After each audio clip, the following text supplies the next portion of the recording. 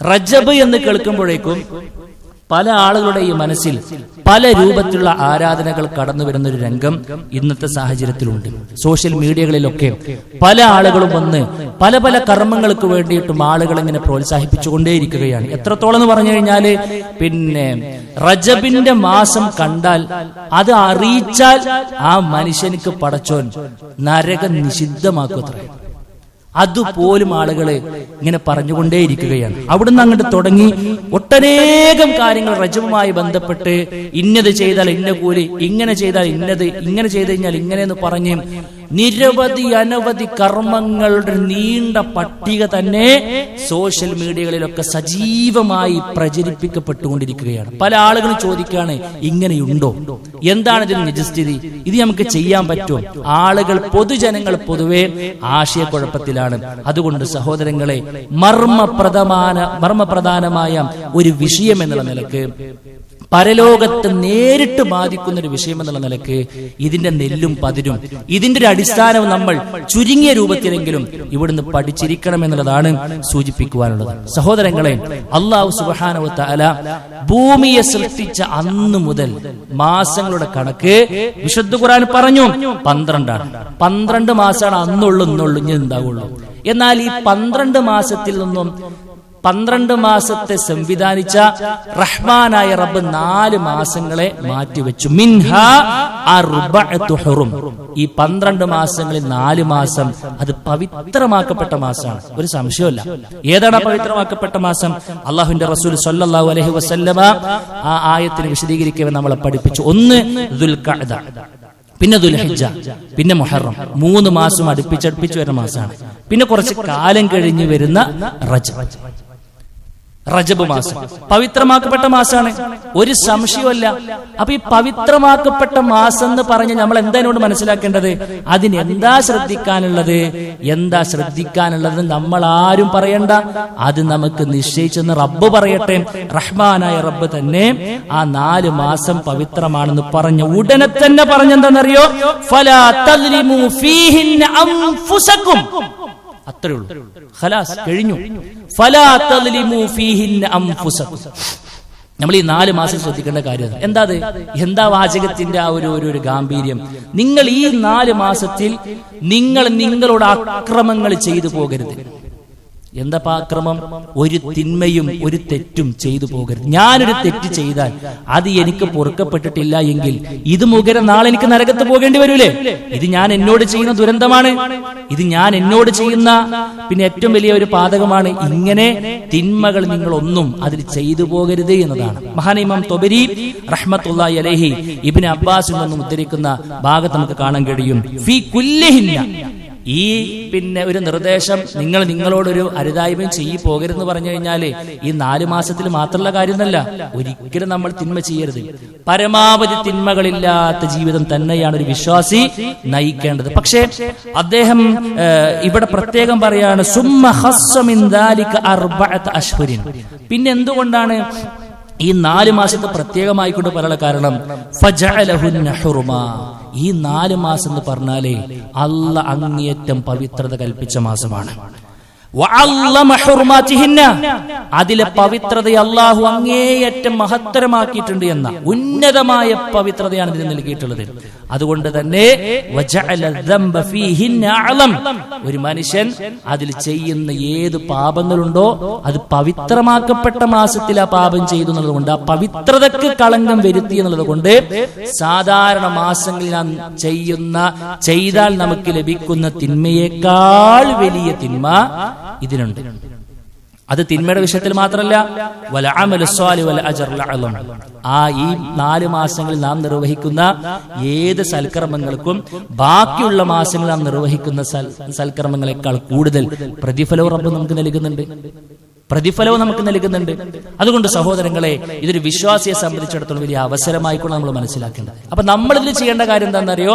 ഈ 4 മാസം നമ്മുടെ ജീവിതത്തിലേക്ക് വരുമ്പോൾ നാം ശ്രദ്ധിക്കേണ്ടത്, എനിക്കൊരൽപ്പം കൂടുതൽ പ്രതിഫലം പടച്ചോന്റെ അടുക്കിലേക്ക് പോകുന്നതിന് മുൻപ് സ്വരൂപിക്കുവാനുള്ള ഒരു ഓഫർ റമദാനിനും പുറമെ റഹ്മാനായ റബ്ബ് തന്നു എന്ന സന്തോഷ വാർത്തയാണ് നമുക്ക് ഉണ്ടാകേണ്ടത്.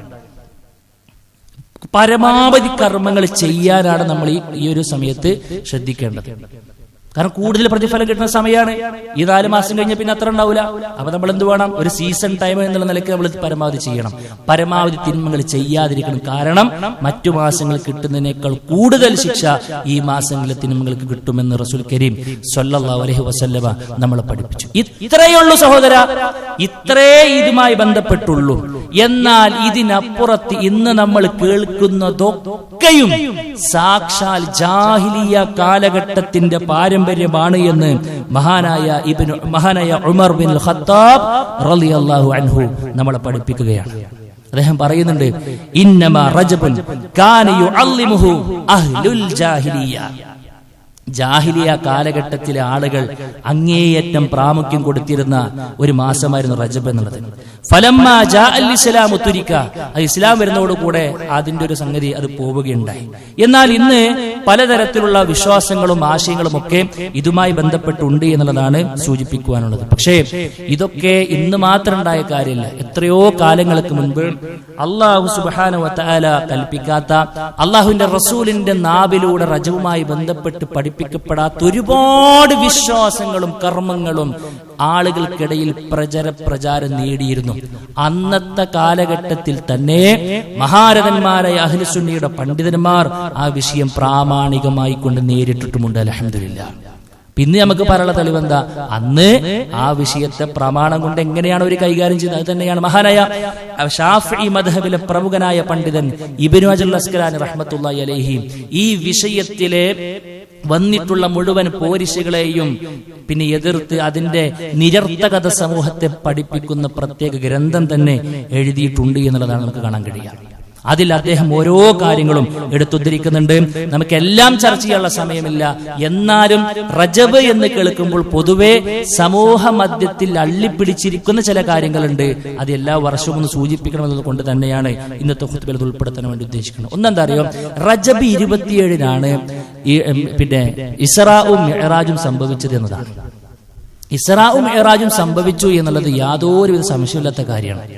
കാരണം ഖുർആൻ കൊണ്ട് തെളിഞ്ഞ കാര്യമാണ്. അതേപോലെ തന്നെ മഹാനായ അബൂബക്കർ റളിയല്ലാഹു അൻഹു സിദ്ദീഖ് എന്ന നാമകരണം ചെയ്യപ്പെടാനുള്ള കാരണം അദ്ദേഹം അതിൽ വിശ്വസിച്ചു എന്നുള്ളത് എല്ലാം നമ്മൾ അംഗീകരിക്കുന്ന കാര്യമാണ്. പക്ഷേ അത് എന്ന് സംഭവിച്ചു എന്നുള്ളതിൽ പണ്ഡിതന്മാർക്കിടയിൽ ഒരുപാട് അഭിപ്രായങ്ങളുണ്ട്. ആ അഭിപ്രായത്തിലെ കേവലം ഒരു അഭിപ്രായം മാത്രമാണ് റജബ് 27 എന്നുള്ളത്. ഇനി റജബ് 27 കൂട്ടുക, വാദത്തിന് വേണ്ടി നമ്മൾ സമ്മതിച്ചു കൊടുക്കുക. ഇന്ന് ശരി 27 തന്നെ. ഇന്നപ്പോ എന്താ പതിലുള്ളത്? ഇന്നപ്പോ അതിലെന്താ ഉള്ളത്? എന്തെങ്കിലും ഉണ്ടെങ്കിൽ അല്ലാഹുവിന്റെ റസൂൽ കാണിക്കണ്ടേ? റജബ് 27 ഇസ്റാഉം മിഅ്റാജും സംഭവിച്ചു എന്ന് വെക്കുക. എങ്കിൽ പോലും അതിൽ പ്രവാചകൻ സ്വല്ലല്ലാഹു അലൈഹി വസല്ലം ഇന്ന് കാണുന്ന രൂപത്തിൽ അന്ന് പ്രത്യേകം ഒരു നോമ്പോ പ്രത്യേകം ഒരു അദ്കാറുകളോ വേറെ എന്തെങ്കിലും ചെയ്യേണ്ട ഒന്നും പ്രവാചകൻ സ്വല്ലല്ലാഹു അലൈഹി വസല്ലം നമ്മളെ പഠിപ്പിച്ചിട്ടില്ല. സ്വഹാബത്തിന്റെ ജീവിതത്തിൽ നിന്നും നമുക്ക് കാണാൻ കഴിയില്ല. ഇന്ന് ഓരോ 10നും പ്രത്യേക പ്രാർത്ഥനയാണ്. രണ്ടാമത്തെ 10ലേക്ക് കയറുമ്പോൾ വേറെ പ്രാർത്ഥന, മൂന്നാമത്തെ 10ലേക്ക് കയറുമ്പോൾ വേറെ പ്രാർത്ഥന, അല്ലേ? അതേപോലെ തന്നെ പിന്നെ റമളാനിലേക്ക് അല്ലാഹു ബാരിക് ലനാ ഫീ റജബിൻ വ ശഅബാൻ വബല്ലിഗ്നാ ശഹ്റ റമളാൻ, അങ്ങനെയൊക്കെയുള്ള പ്രാർത്ഥന അതൊന്നും ഹദീസിൽ സ്ഥിരപ്പെട്ടു വരാത്ത കാര്യമാണ് എന്നാണ് നമ്മൾ മനസ്സിലാക്കേണ്ടത്. അതുകൊണ്ട് തന്നെ മഹാനായ ഹാഫിദ് ഇബ്നു ഹജർ അസ്ഖലാനി റഹ്മത്തുള്ളാഹി അലൈഹി കൊടുത്ത മറുപടി എന്തെന്നറിയോ? ലം യരിദു ഫീ ഫദ്ലി ശഹ്രി റജബിൻ വലാ ഫീ സിയാമിഹി വലാ ഫീ സിയാമി ശൈഇൻ മിൻഹും മുഅയ്യൻ വലാ ഫീ ഖിയാമി ലൈലത്തിൻ മഖ്സൂസത്തിൻ ഫീഹി ഹദീസുൻ സ്വഹീഹുൻ യസ്ലിഹു ലിൽ ഹുജ്ജ. ഈ റജബ് മാസത്തിൽ പ്രത്യേകം ഒരു നോമ്പിനോ പ്രത്യേകമായൊരു നമസ്കാരത്തിനോ ഇന്നൊരു പ്രത്യേക രൂപത്തിലുള്ള എന്തെങ്കിലും ഒരു കർമ്മത്തിന് പ്രത്യേകത കൽപ്പിക്കപ്പെട്ടിട്ടുള്ള ഒരു ഹദീസും സ്ഥിരപ്പെട്ടു വന്നിട്ടില്ല എന്നാണ്. മഹാനായ ഇബ്നു തൈമിയ റഹ്മത്തുള്ളാഹി അലൈഹി പറഞ്ഞു, ഈ വിഷയവുമായി ബന്ധപ്പെട്ട് വന്ന് ഏത് ഹദീസ് എടുത്ത് നോക്കുകയാണെങ്കിലും 2 കാറ്റഗറിയിലേക്ക് പെടുക. ഒന്നെന്താ അറിയോ? ഒന്ന് ദുർബലമായ സംഗതിയാണ്. രണ്ടാമത്തെ കുറച്ചുകൂടി ഗൗരവം കൂട്ടും മൗദൂആയ ഹദീസാണ്. എന്താ മൗദൂആയ ഹദീസ് എന്ന് പറഞ്ഞാൽ കെട്ടിച്ചമക്കപ്പെട്ട ഹദീസാണ്. എന്താ സഹോദരങ്ങളെ കെട്ടിച്ചമക്കപ്പെട്ട ഹദീസിന്റെ ഒരു ഒരു ഒരു ഭവിഷ്യത്ത് എന്ന് പറയുന്നത്? പ്രവാചകൻ സ്വല്ലല്ലാഹു അലൈഹി വസല്ലം പറഞ്ഞു, മൻ കദിബ അലയ്യ മുതഅമ്മിദൻ ഫൽയതബവ്വ മഖഅദഹു മിനന്നാർ. വളരെ ഗൗരവത്തിൽ നമ്മൾ പഠിച്ചു വെക്കേണ്ട ഹദീസാണ്. എന്താ അറിയോ? എന്റെ വിഷയത്തിൽ ആരെങ്കിലും മനഃപൂർവ്വം ഒരു സംഗതി പിന്നെ കെട്ടിച്ചമച്ചിട്ടുണ്ടെങ്കിൽ അവൻ നരകത്തിൽ അവന്റെ ഇരിപ്പിടം റിസർവ് ചെയ്യട്ടെ എന്ന്. അത് മരിക്കേ വേണ്ടുള്ളൂ, അങ്ങോട്ട് പോയാൽ അവന്റെ ഇരിപ്പിടം ഉറപ്പാണ് എന്നതാണ്. അതുകൊണ്ട് സഹോദരങ്ങളെ, നോമ്പ് പ്രത്യേകമായ റജബിൽ ഒരു നോമ്പ് ഇല്ല എന്നുള്ളതാണ് നമുക്ക് കാണാൻ കഴിയുക. മഹാനായ ഉമർ ബിൻ ഖത്താബ് റളിയല്ലാഹു അൻഹു പ്രത്യേകം ഈ വിഷയത്തിൽ അന്ന് അദ്ദേഹത്തിന്റെ കാലഘട്ടത്തിൽ പ്രത്യേകം നോമ്പ് നോറ്റ ആളുകളുടെ കൈകളിലേക്ക് ഭക്ഷണം കൊടുത്തുകൊണ്ട് പറയുമായിരുന്നു, കുലു, നോമ്പ് മുറിക്ക് മനുഷ്യന്മാരെ ഭക്ഷണം കഴിക്ക്. ജാഹിലിയ കാലഘട്ടത്തിൽ ആളുകൾ പ്രത്യേകത കൊടുത്തിരുന്ന ഒരു മാസമാണത്. അതിനുണ്ട് റസൂൽ കരീം സ്വല്ലല്ലാഹു അലൈഹി വസല്ലം പവിത്രതയുണ്ടെന്ന് പറഞ്ഞതിന് അപ്പുറത്തേക്ക് ഇതിന് ഓവറായിക്കൊണ്ട് ഇതിന് മാത്രം 4 മാസം പവിത്രതല്ലേ, ബാക്കിയുള്ള 3 മാസത്തിനില്ലാത്തൊരു എക്സ്ട്രാ പവിത്രത നമ്മുടെ വക കൊടുക്കേണ്ട കാര്യമില്ല എന്ന് പറയുകയും മഹാനായ ഉമർ ബിൻ ഖത്താബ് നോമ്പ് നോറ്റ ആളുകളെ നോമ്പ് മുറിപ്പിച്ചിരുന്നു എന്ന് വരെ നമുക്ക് കാണാൻ കഴിയും. അതുപോലെ തന്നെ പല ആളുകളും പ്രത്യേക ഉംറ സുന്നത്താണെന്ന് പറയാറുണ്ട്. പ്രത്യേക ഉംറ സുന്നത്താണെന്ന് പറയാറുണ്ട്.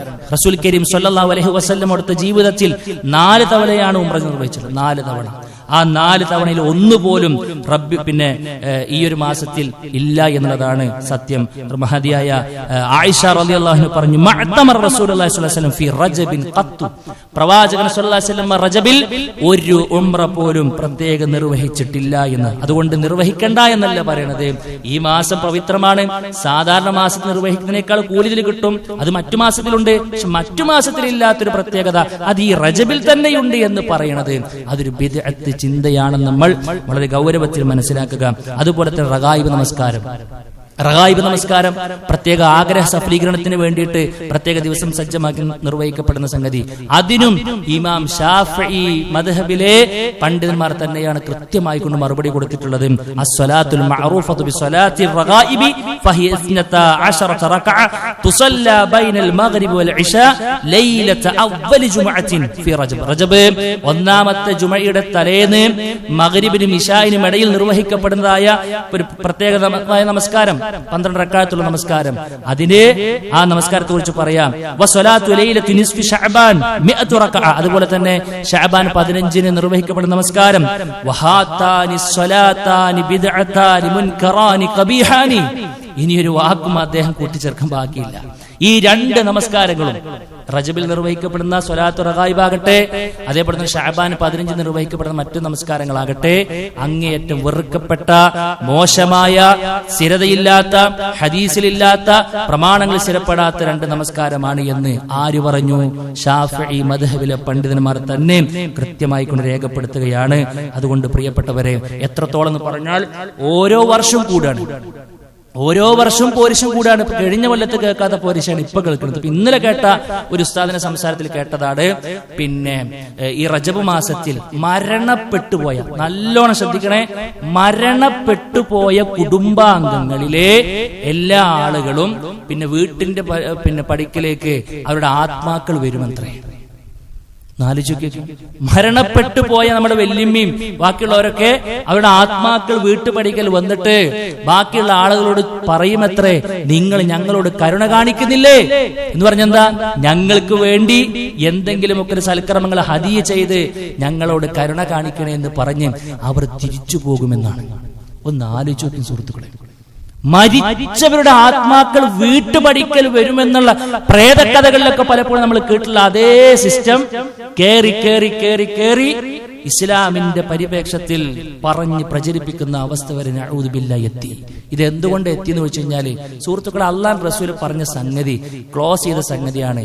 അതിലില്ലാത്ത സംഗതി നമ്മളത് കൂടുള്ളൂ. ഉള്ളൊരു സംഗതി കൂടുമോ? മൈലുസ്കാരം നമ്മൾ കുറെ കാലം കഴിഞ്ഞിട്ട് മഗ്രിബ് ഇന്ന് വരെ 3 അല്ലേ ഉള്ളൂ, ഇനി നമുക്ക് 5 സ്കരിക്കാൻ നമ്മൾ ആരെങ്കിലും പറയോ? ഇല്ല.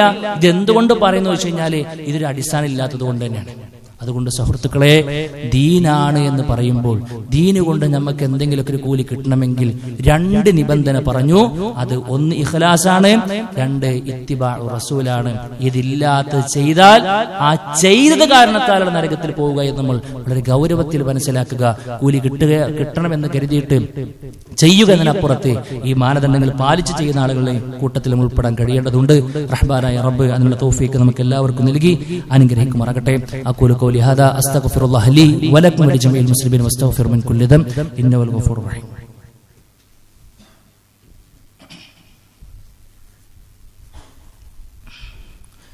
അൽഹംദുലില്ലാഹി വഹദഹു വസ്സലാത്തു വസ്സലാമു അലാ മൻ ലാ നബിയ ബഅദ.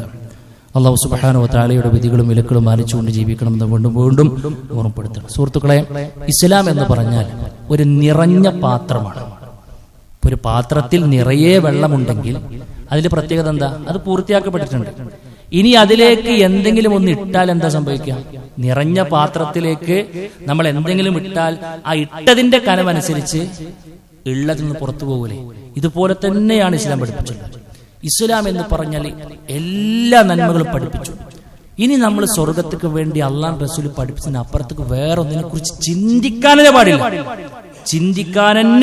സ്വഹാബാക്കൾ, ലക്ഷക്കണക്കിന് വന്ന് സ്വഹാബാക്കളെ സാക്ഷി നിർത്തിയിട്ട് അള്ളാന്റെ റസൂൽ ചോദിച്ച വല്ലാത്തൊരു ചോദ്യം കൂട്ടർ നമ്മളോടും കൂടിയാണ്.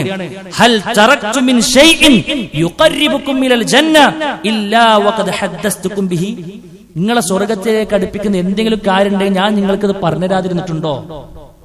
പിന്നെ പ്രവാചകൻ പറഞ്ഞു, വലാ തറക്തു മിൻ ഷൈഇൻ യുബഇദുകും അനിൻ നാരി വഖദ് ഹദ്ദസ്തുകും ബിഹി. നിങ്ങളെ നരകത്തിൽ നിന്നും പിന്നെ പിറകോട്ടടുപ്പിക്കുന്ന എന്തെങ്കിലും ഒരു കാര്യം ഉണ്ടെങ്കിൽ അത് ഞാൻ നിങ്ങൾക്ക് പിന്നെ പറഞ്ഞു തരാതെ പോയിട്ടുണ്ടോ? ഇല്ല, എല്ലാം പറഞ്ഞു. അതിന്റെ അർത്ഥം എന്താ? സ്വർഗത്തിലേക്ക് അടുപ്പിക്കുന്നു, നരകത്തിലേക്ക് നമ്മളെ കൊണ്ടുപോകുന്ന എല്ലാ കാര്യങ്ങളും റസൂൽ കരീം സ്വല്ലല്ലാഹു അലൈഹി വസല്ലമ വളരെ കൃത്യമായി കൊണ്ട് പഠിപ്പിച്ചു. എന്നിരിക്കെ അന്ന് പ്രവാചകനും പഠിപ്പിക്കാത്തൊരു സംഗതി ഇന്ന് വേറൊരു രൂപത്തിലും വേറൊരു വണ്ണത്തിലും വേറൊരു സമയമൊക്കെ നിശ്ചയിച്ചിട്ട് നല്ലതല്ലേ എന്ന് പറഞ്ഞ് ചെയ്ത് ഇന്നത് ചെയ്ത് ഇന്നൊക്കെ കൂലി കിട്ടുമെന്ന് പറഞ്ഞാൽ പിന്നെ ഇത്ര കാലം പ്രവാചകത്തെ പണി എന്താ? ഇപ്പൊ നമ്മൾ പറഞ്ഞു, ഒരു വീട്ടിലൊരു മരിയോള് ഒരു ഭാഗം കഴുകി വൃത്തിയാക്കി എല്ലാം ഉഷാറായിക്കണം, കുഴപ്പമൊന്നുമില്ല, അടിപൊളിയാണ്. കുറച്ച് കഴിഞ്ഞിട്ട് അമ്മായിമ്മ വീണ്ടും വന്നിട്ട് അവിടെ പിന്നെ കഴുകുണ്ടെങ്കിൽ അത് എത്ര വലിയ നിന്ദതയാണ്. അത് മരിയോള് ഇങ്ങനെ തീരുമാനിക്കും, ഞാൻ എന്തിനാ ഈ പണിയെടുത്ത്, ഇതിനേക്കാൾ വലിയ ഗൗരവമല്ലേ, ഇത് മനസ്സിലാകാൻ വേണ്ടിയാണ് സൂചിപ്പിച്ചത്. അള്ളാന്റെ റസൂൽ 23 വർഷം നല്ല നിലക്കൊരു ആസ്വാദനം, ഒരു ഭൗതികപരമായ ഒരു സുഖം അനുഭവിക്കാതെ സാധനം നമുക്കും വേണ്ടി ഓടി കെതച്ച് 23 വർഷം ഊണില്ലാതെ ഉറക്കല്ലാതെ ഓടിച്ചാടി നടന്ന് ഇതൊക്കെ നമ്മളെ പഠിപ്പിച്ച് ആട്ടും തുപ്പും പ്രയാസങ്ങളും ദുരന്തങ്ങളും യുദ്ധങ്ങളും ഒക്കെ നയിച്ച് പടവെട്ടി നമുക്ക് വേണ്ടി ഏറ്റവും നല്ല രൂപത്തിൽ ദീനിനെ കയ്യിൽ തന്ന് സ്വർഗം വേണോ അതാ ഇതിലുണ്ട്, നരകത്തെ പേടിക്കണം എല്ലാം ഇതിലുണ്ടെന്ന് പറഞ്ഞ് ഒരു ഫുൾ പാക്ക് സംഗതി നമ്മുടെ കയ്യിൽ ഏൽപ്പിച്ചിട്ട് പറയാ, ലൻ തളില്ലു മാ തമസ്സക്തും ബിഹിമാ. ഇതിനെ മുറുകെ പിടിച്ചാൽ നിങ്ങൾ വഴിവിടക്കൂല. അതിന്റെ അർത്ഥം എന്താ? ഇത് കൈവിട്ടാൽ നിങ്ങൾ വഴിവിടക്കും. നല്ലോണം ആലോചിച്ചു സുഹൃത്തുക്കളെ. അതുകൊണ്ട് നല്ല നിലക്ക് ആലോചിക്കുക, പ്രമാണങ്ങളിൽ നിന്നും ദീന് പഠിക്കുക. നമുക്ക് കഴിയേണ്ടതുണ്ട്. ഇത് ഇത്രയേറെ ഗൗരവത്തിലായതുകൊണ്ട് തന്നെയാണ് ബിദ്അത്ത് ചെയ്താൽ ആ മനുഷ്യർക്ക് നഷ്ടമല്ലാതെ വേറൊന്നുമില്ല. കുറെ നിസ്കരിക്കുന്നുണ്ടാവും, കുറെ നോമ്പോക്കുണ്ടാവും, കുറെ ദിക്ർ വാക്കുകൾ, കുറെ സംഗതിയിൽ ചെയ്യുന്നുണ്ടാവും. പരലോകത്ത് ആ മനുഷ്യൻ രക്ഷപ്പെടില്ല. അള്ളാഹുവിന്റെ റസൂൽ സ്വല്ലല്ലാഹു അലൈഹി വസല്ലം പഠിപ്പിച്ച കാര്യം എന്താണെന്നറിയോ? പ്രവാചകനുള്ള ഏറ്റവും വലിയ ആരോപണമാണ്. മഹാൻ ഇമാം മാലിക് റഹ്മത്തുള്ളാഹി പറയാണ്, പ്രവാചകന് പഠിപ്പിക്കാത്തൊരു കാര്യം നമ്മൾ കൊണ്ടുവന്ന് അത് ഉഷാറാണ്, നന്മയല്ലേ, നല്ലതല്ലേ എന്ന് പറഞ്ഞ് ചെയ്യുമ്പോൾ എന്തറിയോ? ഫഖദ് സഅമ അന്ന മുഹമ്മദൻ ഖാന റിസാല. അവൻ ഏതുപോലെ എന്നാ പറഞ്ഞേ? അവൻ പ്രവാചകനെതിരെ ആരോപണം നടത്തി. എന്താ ആരോപണം? പ്രവാചകത്വത്തിൽ പ്രവാചകൻ സ്വല്ലല്ലാഹു അലൈഹി വസല്ലം വഞ്ചന കാണിച്ചു തന്നു. ഇത് നന്മയായിരുന്നു, ആ പ്രവാചകനെ പഠിപ്പിച്ചെന്നിട്ടില്ല എന്ന് പറഞ്ഞ തുല്യല്ലേ? അതാണ് ആ വിഷയം. മാത്രമല്ല, പിശാചിന് ഏറ്റവും ഇഷ്ടമുള്ള കാര്യമാണ് ഒരു മനുഷ്യൻ പിന്നെ ബിദ്അത്ത് ചെയ്യാന്നുള്ളത്. കാരണം എന്താ അറിയോ? ഒരാൾ എത്ര വലിയ തിന്മയിലേക്ക് കൊണ്ടുപോയിട്ട് കഴിഞ്ഞാലും ചിലപ്പോൾ ഒരു ഖുതുബ ഇട്ട് കഴിഞ്ഞാൽ അദ്ദേഹത്തിന് മനസ്സ് മാറും, അദ്ദേഹം അപ്പ തൗബ ചെയ്യും, പിശാചിൽ പിന്നെ അവനെ കിട്ടൂല, അല്ലേ? ഒരു തിന്മയിൽ നിന്നൊരു മനുഷ്യൻ എപ്പോഴും മാറാനുള്ള ചാൻസ് ഉണ്ട്. പക്ഷെ ഒരു ബിദ്അത്ത് ചെയ്യുന്ന ഒരു മനുഷ്യൻ അവൻ ആഗ്രഹിക്കുന്ന സ്വർഗ്ഗാണ്. അവന്റെ മനസ്സിൽ ഒരിക്കൽ പോലും ഒരു പ്രയാസമില്ല, ഞാൻ ചെയ്യുന്ന തിന്മേണമെന്നില്ല. ഗുളിക മാറി കുടിക്കുന്നവനെ പോലെയാണ് ഓന്റെ വിചാരം. ഇന്ന് മാറും, നാളെ മാറും, ഇല്ല ഒരാഴ്ച കൂടി കഴിഞ്ഞ് പറഞ്ഞ് ഞാൻ ഗുളിക കുടിക്കണ്ടല്ലോ എന്ന് വിചാരിക്കുക. പക്ഷെ ഗുളിക മാറിയിട്ടുണ്ട്. സൈഡ് എഫക്ട് വേറെ വരുമ്പോഴേക്കും അറിയാം. ഈ ബിദ്അത്തിന്റെ സൈഡ് എഫക്ട് മുഴുവൻ സുഹൃത്തുക്കളെ മരിച്ചാൽ നമുക്ക് തോന്നാം. എന്താ അറിയോ? നമ്മൾ ഉമ്മത്ത് മുഹമ്മദിനെ ഇങ്ങനെ കാണുമ്പോഴേ പ്രവാചകൻ സ്വല്ലല്ലാഹു അലൈഹി വസല്ലം മാടി വിളിക്കും, വരീം എന്ന് പറയും. പക്ഷെ ചില ആളുകൾക്ക് മുമ്പിൽ ചില മറയിടപ്പെട്ടും റസൂൽ കരീം സ്വല്ലല്ലാഹു അലൈഹി വസല്ലം മുൻകൂട്ടി ആ കാര്യം നമ്മൾ അറിയിച്ചു. അപ്പൊ പ്രവാചകൻ സ്വല്ലല്ലാഹു അലൈഹി വസല്ലം പറയുന്നത്, ഞാൻ പറയും അന്നേരം, ഇന്നഹും ഉമ്മത്തി, അല്ലാഹുവേ അവർ എന്റെ ഉമ്മത്താണ്, അവരെന്റെ ഉമ്മച്ചാണ്. ഞാൻ കൊടുക്കുന്ന ഹൗദിൽ കൗസറിന് ഒരു ഇറുക്ക് വെള്ളം കുടിക്കാൻ വേണ്ടി കാത്തു നിൽക്കുന്ന പാവപ്പെട്ട സമൂഹമാണ്. റസൂൽ കരീം സല്ലല്ലാഹു അലൈഹി വസല്ലം ഫയുഖാൽ, അന്നേരം പറയപ്പെടുമത്ര, ഇന്നക ലാ തദ്രി, പ്രവാചകരെ താങ്കൾക്കറിയില്ല, മാ അഹ്ദസു ബഅദക, നിന്റെ കാലം കഴിഞ്ഞപ്പോഴേ നിനക്ക് ഭൗതിക ലോകത്തേക്ക് ഒരു കണക്ഷൻ ഇല്ലാത്തത് കൊണ്ട്, മരിച്ചൊരു കാര്യം അറിയാത്തോണ്ട് തന്നെ അള്ളാഹുവിന്റെ റസൂൽ സ്വല്ലല്ലാഹു അലൈഹി വസല്ലമയുടെ ശരീരം ഭൂമി തിന്നിട്ടില്ല, എന്നിട്ടും ഇവിടെ നടക്കണ അറിഞ്ഞിട്ടില്ല. ഒരുപാട് തെളിവുകൾ ഇതിനുള്ളിൽ വായിക്കണം നമുക്ക്. പ്രവാചകൻ പറയാണ്, നിനക്കറിയില്ല മുഹമ്മദേ, നിന്റെ മരണാനന്തരം നീ കൃത്യമായി കൊടുത്തു വെച്ച ദീനിൽ അവരെന്തൊക്കെയാണ് പുതുതായി കൊണ്ടുവന്നത് എന്നത്. ഇത് കേൾക്കുന്നതോടുകൂടെ അള്ളാന്റെ റസൂലിന്റെ മുഖം മാറും, അള്ളാഹുവിന്റെ റസൂലിന്റെ രൂപം മാറും. പ്രവാചകൻ സല്ലല്ലാഹു അലൈഹി വസല്ലമ തന്നെ പറയും, ഫഅഖൂൽ, അന്നേരം ഞാൻ പറയും, സുഹ്കൻ സുഹ്ക, എന്റെ മുമ്പ് നിന്ന് ഇറങ്ങി പോയിക്കോന്നാണ്. ഇങ്ങിട്ടക്കാരും വരണ്ടെന്നാ പറയാ. ആരോട്? ആരോട്? സ്വർഗം കിട്ടണമെന്ന് കൊതിച്ചുകൊണ്ട് നോമ്പ് നോറ്റവരോട്, സ്വർഗം കിട്ടണമെന്ന് കൊതിച്ച് നമസ്കരിച്ചവരോട്, ഉംറ നിർവഹിച്ചവരോട്, മറ്റു ഇതര സൽക്കർമ്മങ്ങൾ എന്ന് തോന്നുവ ചെയ്തവരോട് അള്ളാന്റെ റസൂൽ പറയാ, ഇങ്ങോട്ട് വരണങ്ങൾ പോയിക്കോളൂ. എന്തേ കാരണം? എന്തേ കാരണം? അവർ ചെയ്ത ഏറ്റവും വലിയ പാതകം ഞാൻ പഠിപ്പിച്ചതല്ല ചെയ്തത് എന്നതാണ്.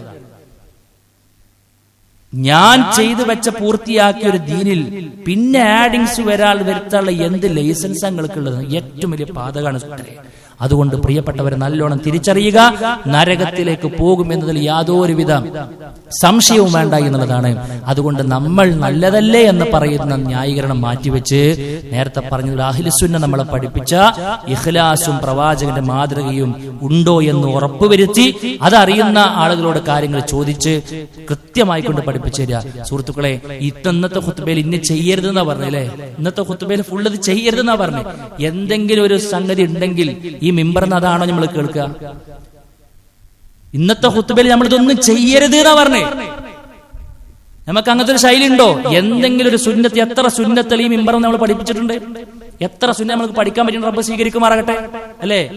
എന്താ സുഹൃത്ത് ഇന്ന് വേണ്ടാന്ന് പറയാനുള്ള കാരണം? ഇന്ന് ചെയ്യാതിരിക്കലാണ് നമ്മുടെ പരലോകം എന്നതുകൊണ്ട് തന്നെയാണ്. അതുകൊണ്ട് ചെയ്യാതിരുന്നാൽ മാത്രമല്ല, ചെയ്താലും നരകത്തിൽ പോകും.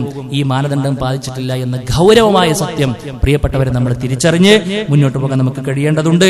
അല്ലാഹു സുബ്ഹാനഹു വ തആല അത്തരം മുത്തഖീകൾ നമ്മളെ ഉൾപ്പെടുത്തി അനുഗ്രഹിക്കുമാറാകട്ടെ. അല്ലാഹുവേ, അറിഞ്ഞും അറിയാതെയും ചെയ്തു പോയ തെറ്റുകൾ, കുറ്റങ്ങൾ അല്ലാഹുവേ എല്ലാം വിട്ടുപുറത്ത് മാപ്പാക്കി തരണമേ റഹ്മാനെ. അല്ലാഹുവേ, ഞങ്ങൾക്ക് മുമ്പ് മരണപ്പെട്ടു പോയി ഞങ്ങളുടെ മാതാപിതാക്കൾ, കൂട്ടുകുടുംബക്കാർ, ആദർശ ബന്ധുക്കൾ എല്ലാവരുടെയും ഖബറുകൾ നിമിഷമാക്കി കൊടുക്കണമേ റഹ്മാനെ.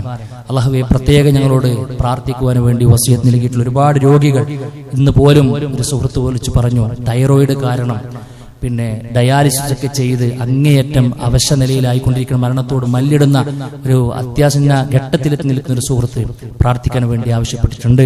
അല്ലാഹു സുബ്ഹാനഹു വ തആല അദ്ദേഹത്തിന് എന്താണോ ഖൈർ അത് നൽകി അനുഗ്രഹിക്കുമാറാകട്ടെ. അല്ലാഹുവേ, ഞങ്ങൾക്ക് മുമ്പ് മരണപ്പെട്ടു പോയി ഞങ്ങളുടെ മാതാപിതാക്കൾ, കൂട്ടുകുടുംബക്കാർ, ആദർശ ബന്ധുക്കൾ എല്ലാവരുടെയും ഖബറുകൾ വിശാലമാക്കി കൊടുക്കണം റഹ്മാനെ. രോഗം കൊണ്ടും കടം കൊണ്ടുമൊക്കെ ഒരുപാട് ദുരന്തങ്ങളും അനുഭവിച്ചുകൊണ്ടിരിക്കുന്ന ഒരുപാട് സുഹൃത്തുക്കൾ, സഹോദരിമാർ എല്ലാവരുടെയും പ്രയാസം ദൂരീകരിക്കണം റഹ്മാനെ. അല്ലാഹുമ്മ ഗഫിർ ലിൽ മുഅ്മിനീന വൽ മുഅ്മിനാത്ത് വൽ മുസ്ലിമീന വൽ മുസ്ലിമാത്ത് വൽ അഹ്യാഇ മിൻഹും വൽ അംവാത്ത് ഇന്നക മുജീബു ദഅവാതി യാ ഖാദിയൽ ഹാജാത്ത്. اللهم أجرنا من النار، اللهم أجرنا من النار، اللهم أجرنا من النار. ربنا تقبل منا إنك أنت السميع العليم وتب علينا إنك أنت التواب الرحيم. آمين آمين برحمتك يا أرحم الراحمين.